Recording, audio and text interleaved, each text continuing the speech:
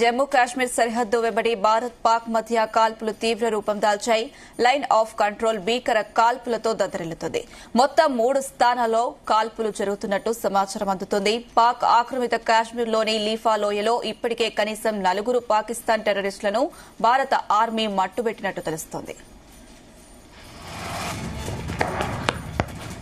అటు కుప్వారా జిల్లాలో నియంత్రణ రేఖ వెంబడి అనేక చోట్ల పాకిస్తాన్ కాల్పుల విరమణ ఉల్లంఘనను ఉల్లంఘించింది. నియంత్రణ రేఖలోని కొన్ని చోట్ల పాకిస్తాన్ సైన్యం చిన్న ఆయుధాలతో కాల్పులు జరిపింది. భారత సైన్యం సమర్థవంతంగా స్పందించింది. ఎటువంటి ప్రాణ నష్టం జరగలేదు. ఉత్తర కాశ్మీర్లోని బందీపురాలోని కొల్నార్లో బాజీపురా ప్రాంతంలో ఉగ్రవాదులు భద్రతా దళాల మధ్య ఎదురు కాల్పులు జరిగాయి. 2-3 ఉగ్రవాదులు ఈ ప్రాంతంలో నక్కినట్టు భావిస్తున్నారు. గత 2 రోజుల్లో బందీపురాలో 7 ఉగ్రవాదులను అరెస్టు చేశారు.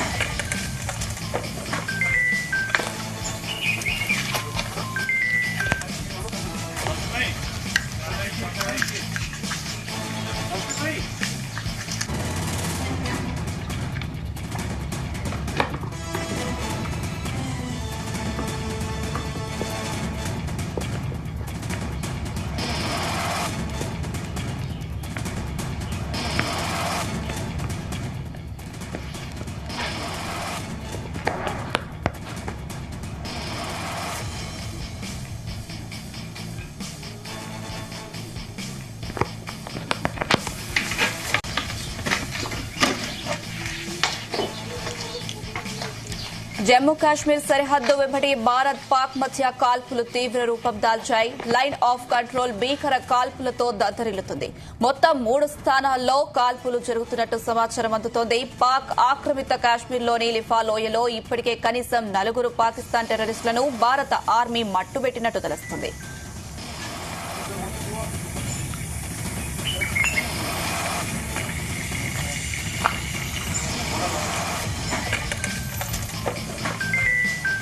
ఇదే అంశానికి సంబంధించి మరిన్ని అప్డేట్స్ మా ప్రతినిధి శ్రీచరణ్ అందిస్తారు. శ్రీచరణ్. అనుష, జమ్మూ కాశ్మీర్ పహల్గామ్లో పర్యాటకులపై జరిగిన దాడికి ప్రతీకార చర్యలు ప్రారంభించింది భారతదేశ సైన్యము. దాడిలో సూత్రధారులుగా భావిస్తున్న ఆసిఫ్ షేక్, ఆదిల్ గురు ఇళ్లను కూల్చేశారు భద్రతా బలగాలు. అనంతనాగ్, బీచ్ బిహార్ లోని ఆదిల్ గురు అలాగే పుల్వామా జిల్లా రాల్లోని ఆసిఫ్ షేక్ ఇళ్లను ఎల్ఈడి బాంబులతో మొత్తము నేలమట్టం చేశారు. దాడికి సంబంధించిన వీడియోలు ప్రస్తుతం సోషల్ మీడియాలో చక్కర్లు కొడుతున్నాయి. మొత్తానికి ముందుగా అనుకున్నట్టే మనము ఖచ్చితంగా కూడా రిటాలియేషన్ అనేది ఉంటుంది. బేఫిటింగ్ రిప్లై అనేది పాకిస్తాన్ కి టెర్రరిస్టులకి ఉంటుంది అని మనం అనుకుంటున్నాము. ఇప్పుడు ప్రస్తుతం జమ్మూ కాశ్మీర్ లో ఉగ్రవేట ఇండియన్ ఆర్మీ కూడా ప్రారంభించింది. అందరి సూత్రధారులుగా ఎవరైతే భావిస్తున్నారో వాళ్ళని ఇళ్లు కూల్చివేస్తున్నారో, అలాగే దొరికిన వాడిని దొరికినట్టు కాల్చి అవతల కూడా పడేస్తున్నారు ప్రస్తుతము. ఎందుకంటే మొత్తం దేశం అంతా ఒక ఉద్విగ్న భరితమైన ఒక భావోద్వేగంలో ఉంది. ఎందుకంటే ఎవరు ఊహించని విధంగా కూడా టూరిస్టుల పైన టెర్రరిస్టుల కాల్పులు జరగడము, అసలు చెప్పుకోలేని విధంగా హిందువా అని పేరు అడగడము, అలాగే వాళ్ళ ఆచారం ప్రకారము మెన్ అంటే మగవాళ్ళ ట్రౌజర్లు తీయడము, తీసి అలా చూడటము, అది అసలు జుగుప్సారకరమైన రీతిలో కూడా టెర్రరిస్టులు ప్రవర్తించిన విషయం తెలిసిందే. సో మొత్తం యావత్ దేశం అంతా కూడా ఖచ్చితంగా అసలు ఒక జ్వాలతో రగిలిపోతున్నారు. ఖచ్చితంగా పాకిస్తాన్ ఇటు సోషల్ మీడియా వేదికగా అందరూ కూడా చర్చిస్తున్నారు. అయితే ఇప్పుడు ఎల్ఓసి వెంట కనీసం ఒక 3 చోట్ల సరిహద్దుల్లో షెల్లింగ్ కాల్పులు జరిగాయని కూడా ప్రస్తుతం ఒక సమాచారం అందుతుంది. ఈ ఇండియన్ ఆర్మీ ప్రతీకార చర్యలో పిఓకలని లిపాలో ఇలా కనీసం ఒక 4 మంది పాకిస్తాన్ సైనికులు మరణించారు. కొద్దిసేపటి కిందట 4 మంది అని కూడా చెప్తున్నారు, కానీ దానికంటే కూడా ఎక్కువగా ఉండే అవకాశం ఉంటుంది. అలాగే దాంతో పాటు బండీపురాలో కూడా ఫైరింగ్ జరిగింది. దీంట్లో దురదృష్టవశాత్తు మన 2 భద్రతా సిబ్బంది అంటే జవాన్లు గాయపడ్డారు. ఇంకా ఎల్ఓసి దగ్గర పాకిస్తాన్ సైన్యం చిన్నగా షెల్లింగ్ అంటే ఫైరింగ్ కూడా ప్రారంభించింది. దీనికి ఇండియన్ ఆర్మీ సమర్థవంతంగా కూడా రెస్పాండ్ అయ్యి ఎడతెరిపి లేకుండా కూడా గతంలో కదా ఇండియన్ ఆర్మీ టెర్రరిస్ట్ అటాక్స్ జరుగుతుంటే ఆర్టిఫిషియల్ ఇంటెలిజెన్స్ తోని అలాగే ఆర్టిలరీ వెపన్స్ అంటారు, ఒక్కసారి అది లోడ్ చేస్తే ఇంకా కన్సర్వేటివ్ గా ఒక more than 20 to 25 minutes artillery weapons అనేది ఫైరింగ్ చేస్తూనే ఉంటాయి అవి. సో ఈ నేపథ్యంలో ఆర్టిలరీ వెపన్స్ కూడా ప్రస్తుతం భారతదేశం ఆర్మీ బార్డర్స్ లో కూడా అవే యూజ్ చేస్తుంది. ఎడప తెరిపి లేకుండా కూడా అంటే కౌంటర్ అటాక్ ఇవ్వడానికి కూడా అవతల వాళ్ళకి కనీసం సమయం కూడా దొరకదు. సో ఇప్పుడు అదే ఆర్టిలరీ వెపన్స్ ని కూడా మరొకసారి భారత సైన్యం కూడా కాశ్మీర్ లో వాడుతుంది. అయితే ప్రస్తుతానికి మన ఇండియన్ ఆర్మీకి సంబంధించి ఎవరికి ఎట్లాంటి ప్రాణ నష్టం జరగలేదు. కాకపోతే ఒక ఇద్దరు ఆర్మీ జవాన్లు మాత్రం గాయపడ్డారు. అయితే ఈ బీచ్ బెహారా దక్షిణ కాశ్మీర్ లో ముందుగా అనుకున్నట్టు మరొక ఉగ్రవాది ఇల్లు కూడా కూల్చివేశారు. ఈ ఆసిఫ్ షేక్ ఎవరైతే ఉగ్రవాదులు ఉన్నారో వాళ్ళందరికీ కూడా దక్షిణ కాశ్మీర్ లోని బిజారా ప్రాంతంలో ఇద్దరు లష్కర్ ఎ తోయిబా ఉగ్రవాదులు ఆదిల్ చౌకర్ నివాస గృహాలను కూడా పైసారాన్ పహల్గాం ఘటనలో వారి పాత్ర ఉందని తేల్చిన తర్వాత ఎల్ఈడి బాంబుల ద్వారా ఒక్కసారిగా కూడా ఆ ఇల్లు మొత్తం నేలమట్టం చేశారు. సో ప్రస్తుతము ఈ రోజు ఆ ఆర్మీ చీఫ్ కూడా ప్రస్తుతం అక్కడే జమ్మూ కాశ్మీర్ లో ఉన్నారు. ఆయన మొదటగా కూడా అవంతిపురలోని విక్టర్ ఫోర్స్ లో కూడా అక్కడికి వెళ్తారు.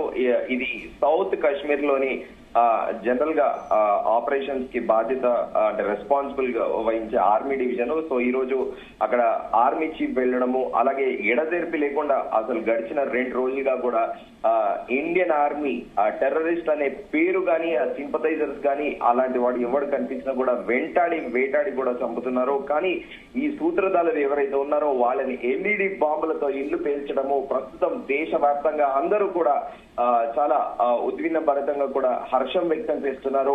వి stand with Indian army, we are with Indian army అంటూ కూడా సోషల్ మీడియా వేదికగా అందరు కామెంట్స్ చేస్తున్నారు. ప్రధాని నరేంద్ర మోదీ కూడా బీహార్ లో చాలా క్లియర్ గా చెప్పారు, అసలు విడిచిపెట్టేదే లేదు తీవ్రవాదాన్ని అలాగే పాకిస్తాన్ అంటూ కూడా ఆయన చెప్పారు.